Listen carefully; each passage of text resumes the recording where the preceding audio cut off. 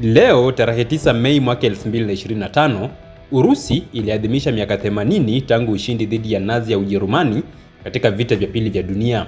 Maadhimisho haya yanayojulikana kama Victory Day yalifanyika kwa gwaride kubwa la kijeshi katika uwanja wa Red Square Moscow, yakiongozwa na Rais Vladimir Putin. Gwaride hilo lilihusisha zaidi ya wanajeshi 11,500, magari ya kivita 180 na makombora ya nyuklia. Kwa mara ya kwanza, ndege zisizo na rubani yani drones zilionyeshwa, ikiwa ni pamoja na zile zinazotumika nchini Ukraine. Maonyesho haya yalilenga kuonyesha nguvu za kijeshi za Urusi na kuimarisha uzalendo wa kitaifa. Zaidi ya viongozi 29 wa kimataifa walihudhuria maadhimisho haya, ikiwa ni pamoja na Rais wa China Xi Jinping, Rais Luiz Inacio Lula da Silva wa Brazil, bila kusahau Rais wa Burkina Faso Kapteni Ibrahim Traore. Uwepo wao ulionyesha uungwaji mkono wa kidiplomasia kwa Urusi licha ya vikwazo vya Magharibi. Viongozi kutoka Serbia, Slovakia na mataifa mengine pia walikuwepo. Katika hotuba yake, Rais Vladimir Putin alisisitiza ujasiri wa wanajeshi wa Urusi wanaopigana nchini Ukraine, akilinganisha juhudi zao na zile za askari wa Soviet katika vita vya pili vya dunia.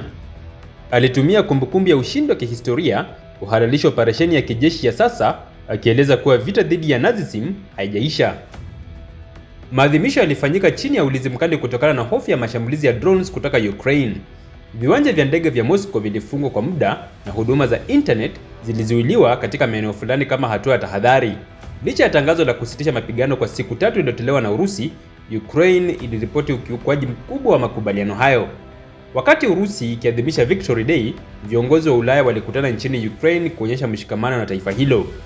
Rais Volodymyr Zelensky wa Ukraine alikosoa maadhimisho ya Urusi kama propaganda, akisisitiza haja ya kushikilia Urusi kuwajibika kwa uhalifu wa kivita. Umoja wa Ulaya uliahidi msaada wa euro bilioni 1 kwa sekta ya ulinzi ya Ukraine na kuunga mkono kuanzishwa kwa mahakama ya kimataifa ya uhalifu wa kivita.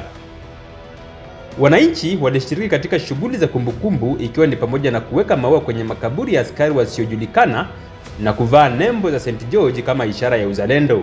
Hata hivyo, maandamano ya kiraia ya Immortal Regiment, ambapo watu kubeba picha za jamaa waliopigana vitani, yalifutwa katika baadhi ya maeneo kwa sababu za kiusalama.